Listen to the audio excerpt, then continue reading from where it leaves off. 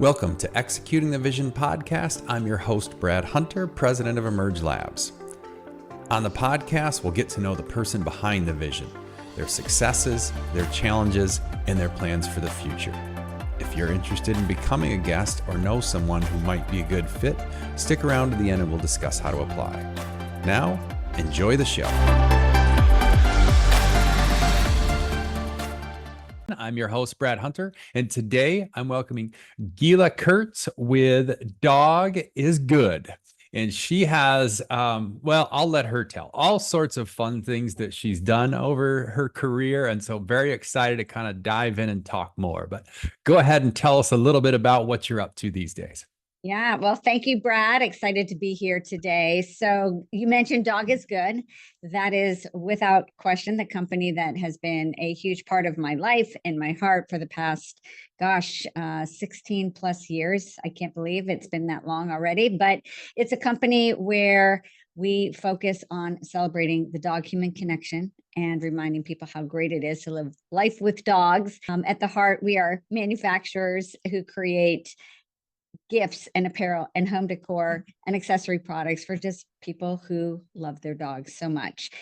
We operate in a number of areas. We are in retail stores all over the country. We sell globally through distributors around the world. We license the brand to other manufacturers. And we have a really unique opportunity within our company, helping dog lovers create their own business and turn their passion and love for dogs into a business using our brand. We call it the Dog is Good pop-up shops. And so I'm very involved in that component of our company, but less so these days in much of the other parts of the company.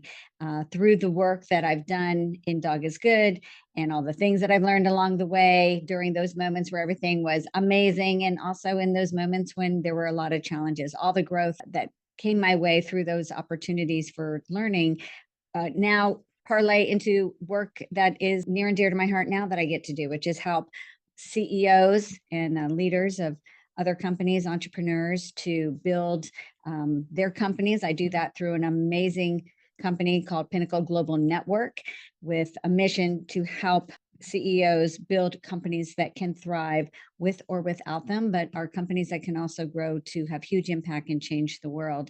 And then I also just started, and this is really the passion project of my heart, is a program for teenagers. It is called the BOLO Project. And BOLO, it actually means be on the lookout. It is my dog's name, and it will be her legacy. And it is designed to develop confident, empowered, focused teenagers that become future leaders of impact. So building resilience, helping them come up with tools for stress, anxiety, depression, while they are also working together to cultivate a philanthropic project in support of animals. And that's built on some core pillars of success principles, growth mindset, financial literacy, leadership and communication, and then of course culminates in that project I just mentioned. A lot of different things to unpack there. I'll say when I came across, you and we were researching different guests, came across, first saw the website. It's like, oh my gosh, that's great. That's such a neat, really cute stuff for dogs. And then started researching a little more. And then when I initially talked to you, just the amount of different things you have going on is amazing. And so I want to kind of back up for a second first. Sure. Give me the origin story. How are things growing up? And also want to understand what creates this kind of drive? What creates this thing for you to, you have one successful thing and then you're going to another successful thing and another successful thing and another. And, I always love to understand, where did somebody come from? And then what is it on a daily basis that really kind of keeps that drive alive? So let's start with origin story of where are you from? What was life like growing up? How did you kind of make your way to where you are? Oh my gosh, that's so much. I'm going to condense it, obviously, into something that I think might be really helpful for people, because at face value, people look at other people and they are only hearing the highlight reel, right? Or they're seeing and looking at the highlight reel, and they're not aware of or even contemplating that in between stuff that truly makes us who we are, that builds our resilience, that helps us to achieve the things that we achieve or drive us the way that we're driven. So I'll give you the very condensed version, but hopefully drop some points in there that maybe help to illustrate how I became who I am and how it is that I do the things that I do, which, while on the exterior looks like many different things, there is a through line between all of them that is fully aligned. And that is simply just helping other people fetch anything that they want in business and in life, and becoming the person that they are meant to be along the way. So that's kind of the core thing. But where it all began, I grew up in Virginia mostly, and come from a family of two other siblings, so three kids. And there was a really pivotal moment in my life, age 12. As I reflect on this now, it kind of makes me emotional, because I think that was the pivotal moment that shaped everything about who I am. So back then at age 12, my parents announced to us that they were going to be getting a divorce. And like most families, that is troublesome, and it creates a lot of sadness and upheaval and uncertainty. But I remember very distinctly, I remember that moment, my mother telling me this. I remember sitting in the car as she picked us up from the airport, following a apparently specific trip to the grandparents to coordinate all this behind the scenes. And I remember sitting on I-95 South and the rain coming down. And as she started to tell us what was about to happen, I felt that lump in the throat. But I remember looking at the driver. I was sitting in the passenger seat, and so I'm looking to my right, seeing the driver next to me with the rain on the glass, and consciously saying, "You will not cry. You will not cry. You will not think about this. You will not be bothered by this." And I was consciously saying this. Fast forward a few weeks later, when my father finally exited the house, I remember repeating this very distinctly as I stood in a doorway of a bathroom facing that front door as he walked out and left. And I never did cry. I never did shed a tear. I never really processed what that grief was. And then 6 weeks later, come to find out that my father left because he was gay, and he wanted to move on to live in his own authenticity. Of course, at the time, this was not so prevalent. Nobody ever talked about it then, and it was a shock. So now I'm addressing grief and shame, dealing with grief and shame, and doubling down on you will not think about this. Nothing will ever happen to you. You need to focus on everything but this. And so in that very distinct moment of decision, I kind of liken it to a drug, and my drug of choice became achievement. That was the drug. So diving into, pouring into all the things, becoming the best student, becoming the best, cheerleader on the cheerleading squad, becoming the best of all the things, because the more I could hone in on those things, the less I had to address any of the pain that I was experiencing. And so as I think about some of those things, and you think about A as for achievement, I really think that as I reflect back now as an adult, A for me really was just avoidance, avoid pain, avoid processing hurt, avoid internalizing that, could this be about me? I will not let anything happen to me, so therefore I have to protect myself. And so on the outside, it looks awesome, because when you're achieving on the outside, you get all the accolades, and people begin to recognize that you're capable and that you're somebody that makes things happen. And that just became the story of my life. Now, along the way too, I was very specific. As a 7-year-old, I made a decision that I wanted to become a teacher. Everything about all my decisions led up to that moment where I actually graduated with, diploma in hand, and headed right into the classroom of a high school where I taught juniors and seniors. And it all culminated exactly as I had envisioned. And it all culminated with success, including right out of the gate, Teacher of the Year for the school. So everything was about that, but you have to understand, underneath was a tool to avoid all the other stuff going on. I met my husband, who is in the Navy. We moved around, and I couldn't get a teaching job, but I discovered that I could be a really amazing entrepreneur. And so I started a journey of entrepreneurship and became a serial entrepreneur once again, head down, focused in, achieved, in all those things. And that is a strategy and a drug, if you will, that worked. And it worked really, really well for me, including the building of our company, Dog is Good. But it only works until It doesn't. Right. And In fact, that point I had listened, I can't recall at the moment what that podcast was, but listen to a podcast about that concept of high achievers and the percentage of high achievers that had a traumatic childhood was mhm, quite astonishing. And they talked about that whole concept of, it's kind of both. And in certain ways, it can be your superpower because you're so highly motivated and everything. But then there comes that breaking point where sooner or later it needs to be dealt with. But I didn't fully realize that. But once you kind of hear it, it makes sense that most people that are very high achievers, where does that drive come from? Unfortunately, most of the time, that drive comes from some really negative things in childhood. yeah, it does. It can. And for me, it certainly did. I think, people talk about intrinsic and extrinsic motivation. If, intrinsically you're seeking to avoid pain, shame, or whatever trauma you might have experienced, it can go on to express itself outwardly. And that's where it becomes a teeny bit dangerous because, as I said, on the outside, then it looks amazing and people count on you and they expect it.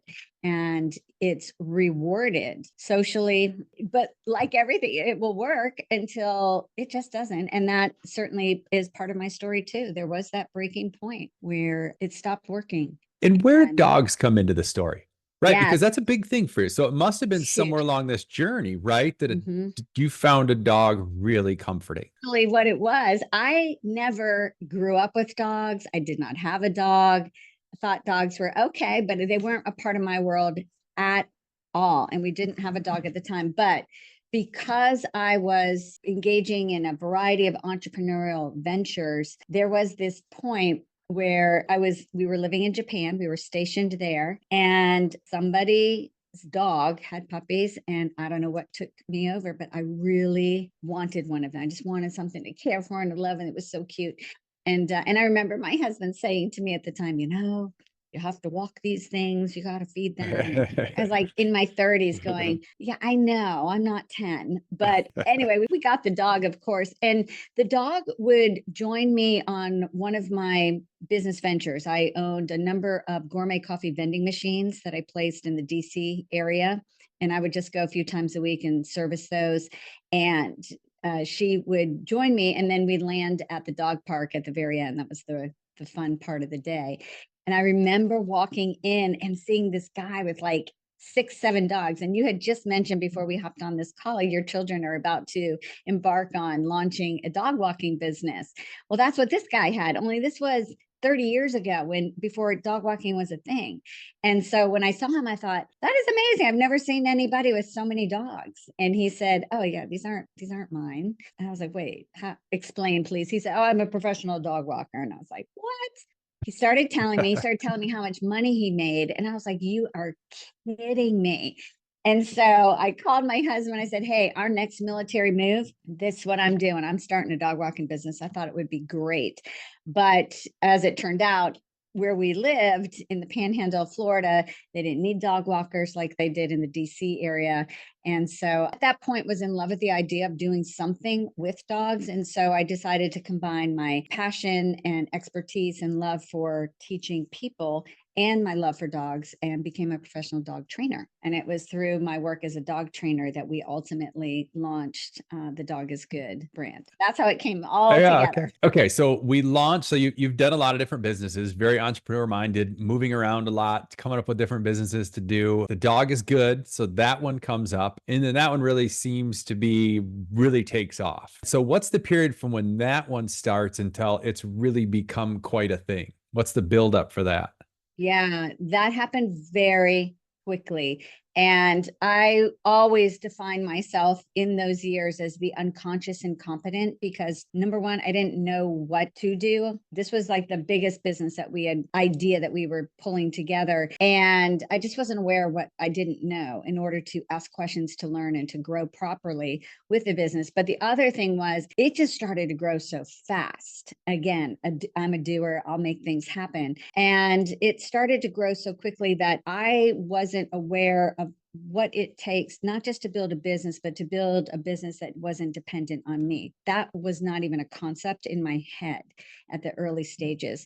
And that is when my strategies for living, for thriving, for excelling started to unravel. I would say about within 3 years, we had already grown pretty significantly. By the fifth year, we had made a name for ourselves within the pet industry, and we were doing quite a bit of business. And it was at that point where I started to sense that my coping mechanisms were no longer going to work in the way that they had in the past. I was beginning to unravel inwardly, and honestly started to find myself an abyss, and then was diagnosed with clinical depression as a result. The challenge there is that, again, on the outside, everything looks amazing, right? Everybody's like, oh my gosh, you're amazing. This is amazing. Right. All And the everybody you're information. talking to is like, oh my gosh, you must be your Yeah. business is doing so well. You must be Oh so my happy. gosh. Everything must be so good. And you're just, yeah, yeah, yeah, yeah. It was horrifying. And the thing that I think was the most troublesome was one evening I was walking with my neighbor, and at the end of our walk, she turned to me and she was like, I wish I had your life. I just looked at her like, you have no idea. If you were in my head, you would run as fast as you could. And that was really a turning point. And serendipity to me is a very real thing. And that evening, a bunch of other things, there was a lot of thoughts that started to go through my head. And they were not, pleasant thoughts, or not thoughts that I'm proud of, but they were there nonetheless. And one of the things that I attribute and why I'm so convicted about the role that dogs play in our lives is, if not for her, I don't know what would have happened the next day, and not for my puppy at the time, Bolo. And so I always refer to her as the dog that truly changed everything. I believe in my core, changes the way you see the world if you allow it. That phrase, when the student is ready, the teacher will appear. And she absolutely was there, not only as a teacher, but as my lifesaver in that moment. And then from there, there's a woman, Allison Maslin, who was running an ad on Facebook. Now, I'm rarely on Facebook, but I just happened to be.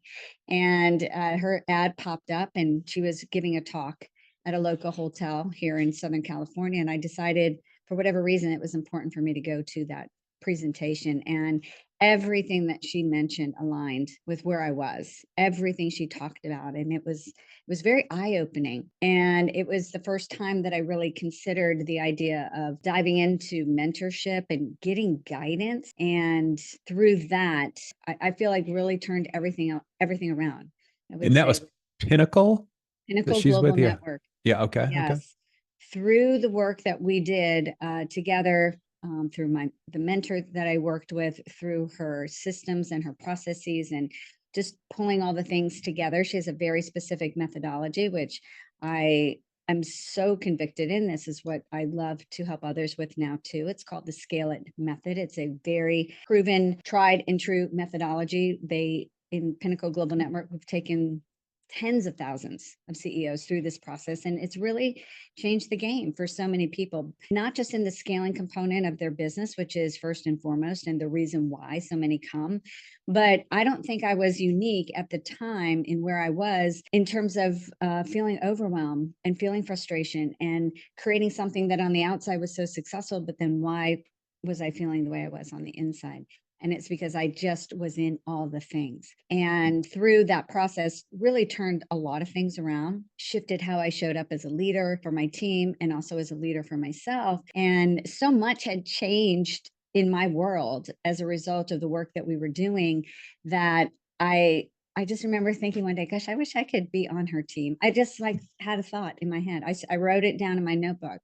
It became something that I was like, wow, I really would love to be on her team. And I just started writing about it and envisioning what that would be like. 2 years later, I did get a call from Allison, and I will not forget that moment because I was so excited. And I have been working with Pinnacle Global Network as a member of their team in support of all the the coolest people that we get to connect with for the past 4 years. And like every day, it's a gift. I just sit in gratitude at the gift. It's been unreal. And because we help people build team managed companies, and this is what I've been able to do with my own business, my team pretty much runs the show. It's led to that passion project, which is interesting how everything comes full circle, right? Now I'm suddenly finding myself back teaching teens, which is where I started in the very beginning. And that part to me, I sit down and I'm like, this happened and this happened and this happened. And of course, I landed exactly back where I'm supposed to be, but in a much different headspace simply because of all the things that I have experienced, as everybody does. Everything happens for a reason and everything always works out. It just does. And now talk to me a little bit more then about Pinnacle. So what Yeah. is the, there's a lot of CEOs, executives that watch this show. Mm. You know, who is the ideal client for Pinnacle? The ideal client for Pinnacle Global Network is an entrepreneur CEO who has success in building their business already. And they're just at a place where they're like, oh, everything that I've done up until now is just not working. They hit that proverbial wall because most businesses will hit a proverbial wall. And they the idea of working harder or doing more just doesn't fly anymore because there really are not more hours in the day, or they haven't really empowered their team to step up, not just as leaders, but empower them in that ownership, if you will, to truly take care of all the things that are at hand so that the CEO, the leader, can just be forward thinking, can focus on the vision, can be creating those strategic partnerships and alliances. And so the ideal person is that CEO entrepreneur who they're just working all the time. It was me, is that overwhelm, is working all the time. It's doing all the things and not taking the big leaps that you once did early on and not knowing how to restructure from where you're at to get to where you really want to go. That's really the ideal client. And then of course, just somebody who wants to make it happen and wants to have impact and wants to get their life back. That's usually the ideal person. What's the typical time frame? So somebody comes in, they're interested, they enroll in this program. Like from your experience, how from that moment they enroll, how long until they can really see and feel some actual change in their lives? Yes. Well, that's a great question. And of course, every business is different. When you're looking at the methodology that we use, there's 5 phases of scaling. So we have to first look at, well, where are you in the scaling process? Most tend to be in phase 3. We call it the ringleader because it's total circus, if you will. Then there's 5 pillars that have to be shored up for anybody to move forward. And this is in every business. You have to have a strategic vision. If you don't have, and that's the thing that I find most people have the biggest struggle with. They're able to set a goal in January and they check it in June. They revisit it in December to see how it all played out, but it's not vision, it's a goal. And so strategic vision is really key because it determines what the model is going to look like and then what the strategy is going to be to get there. Cash flow, the marketing, sales, the operations of the finances, the alliance of the team, the leadership that's required, who we need to be in order to be that visionary leader. And then the execution, like how everything gets measured and how everything rolls out is how the vision really comes to life. And so every business is different. Do people shift right away? Absolutely. As the leader, that L pillar gets Mhm. addressed pretty quickly. And that, along with the vision, as those things start to turn, forward movement can happen pretty quickly.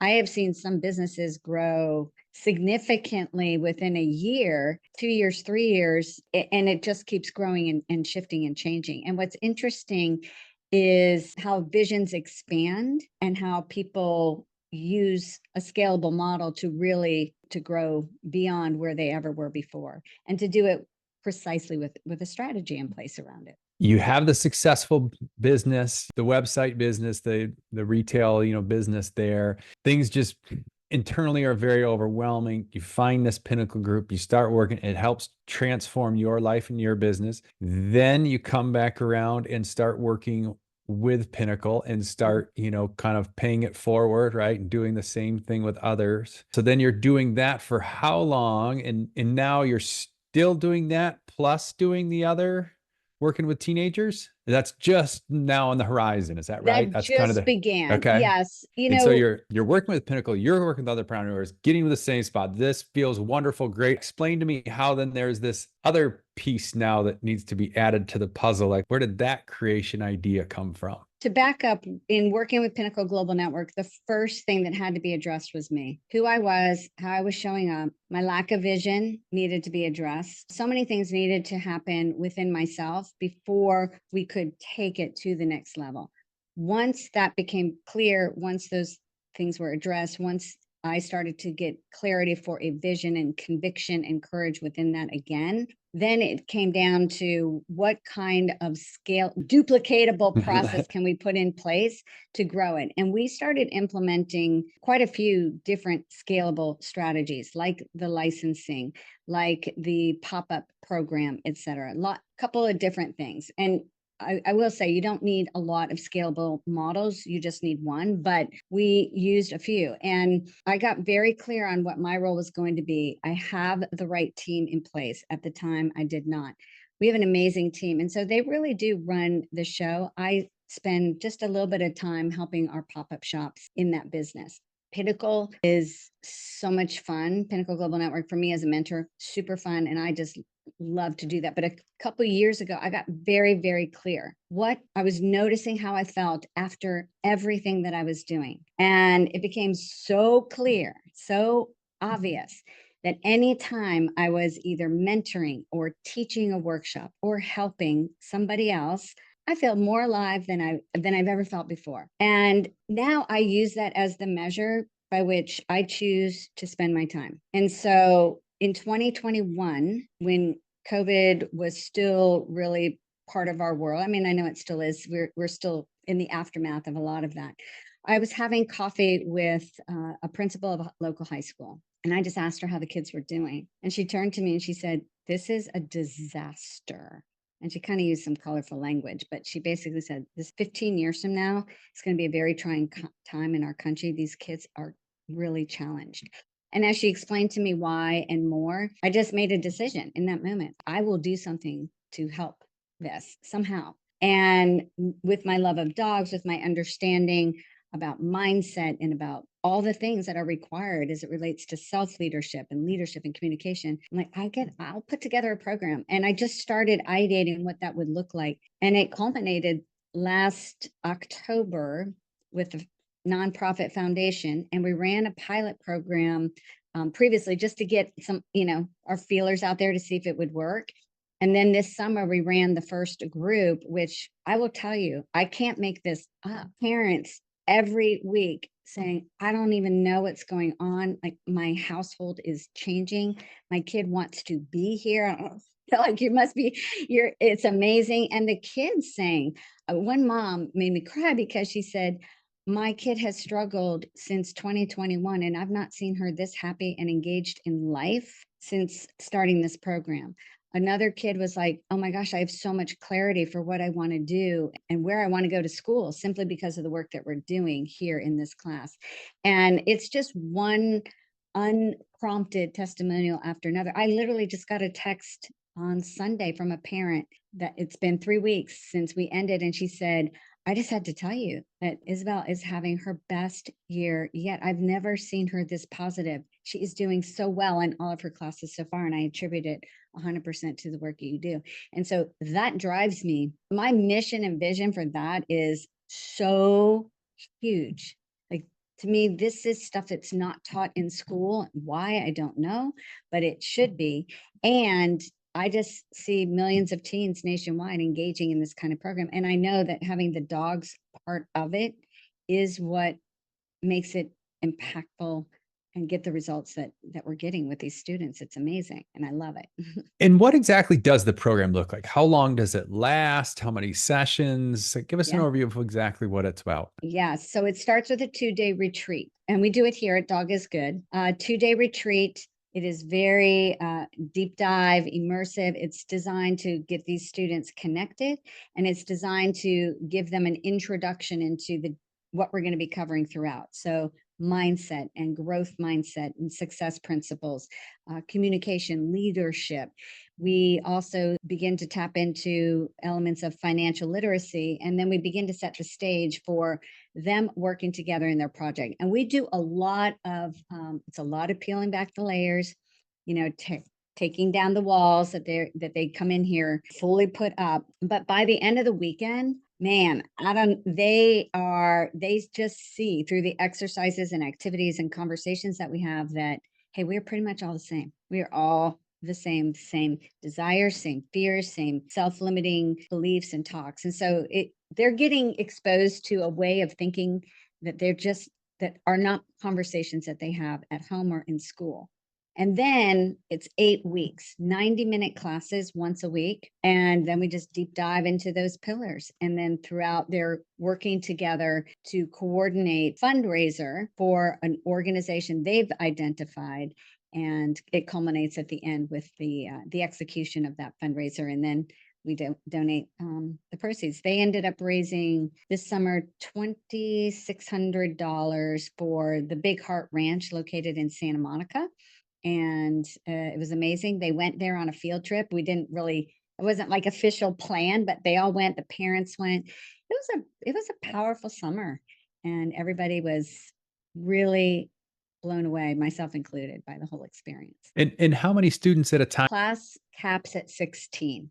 Okay. I keep it small because that allows for these kids to get vulnerable and get real and to connect, and for it to stay a safe place for them to learn and to grow. Well, yeah, I mean, that sounds amazing. I think all those things you mentioned, seem definitely something that's very helpful for society, and something that I think kids for sure, to me, the kids at that high school age, just having those. I was big into sports, as my brothers and everything like that. And that's typically where we would kind of get that inspiration and that thing, right? From our different coaches and from sports and things like that. But yeah, I just feel, really bad for a child that goes through and doesn't have something like that, just kind of goes through the normal system and doesn't really happen to take to a teacher or a coach or somebody that really can help mold them.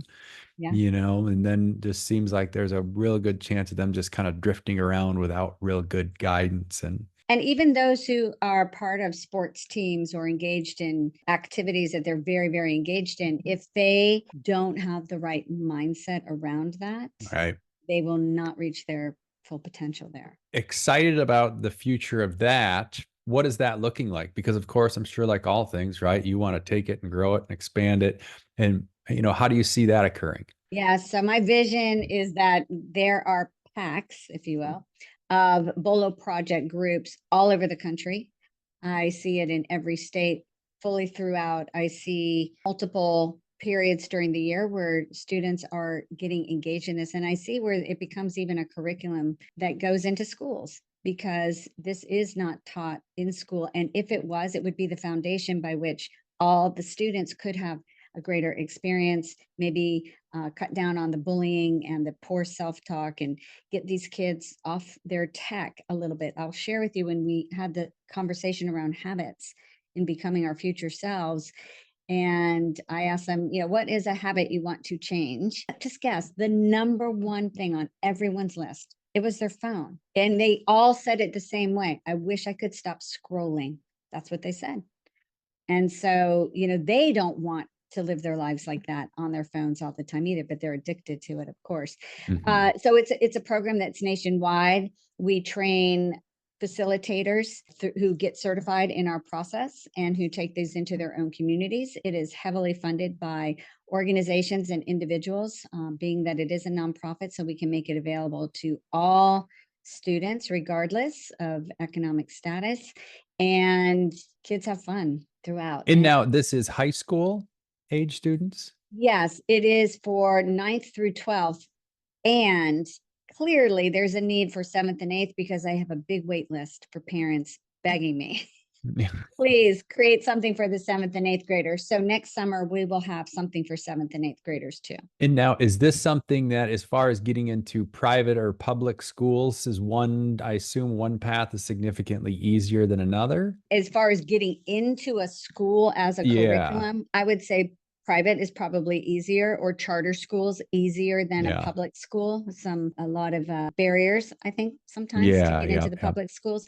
As far as the students coming to us, they're coming from all areas: private, charter, homeschool, public school. Okay. And if somebody's interested in this, loves what you're saying, would like to somehow get involved, run this program wherever they happen to be, how would they go about doing that? Oh, just contact me. I would love to have a conversation, and anybody can reach out to me at that address.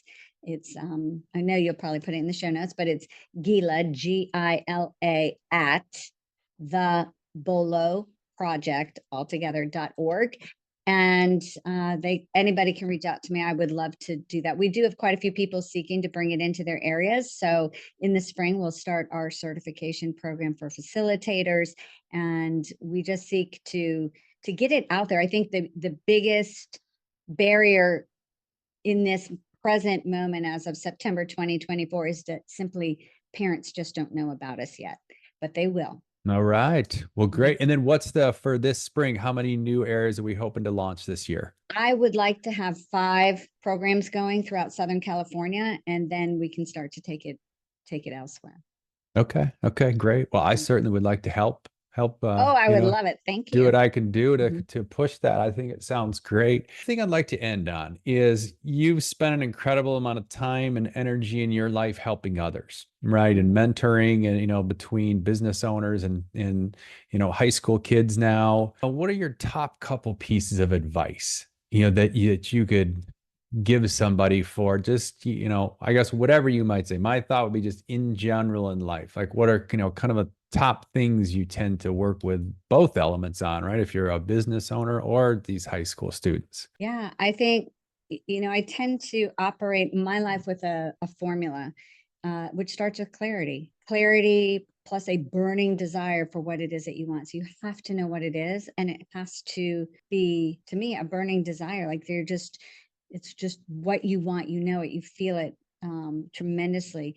To have full-on faith, always faith that no matter what, it's happening. It doesn't matter what you see right in this moment, whatever obstacle might be thrown your way. One of my favorite books is Ryan Holiday's The Obstacle is the Way. And it's true. There are things that are thrown in our path simply because it has to be that way in order to get to a better version of where it is that we want to go. So that full-on faith, just a knowingness. And that's kind of how I am all the time. Like, I just know as I know the sun rises and sets, that once I have a burning desire and a clear vision for it, it's happening. So cultivating that, feeling as though you're driving forward with some sense of purpose and meaning, that is what drives people. Without that, we shift to autopilot.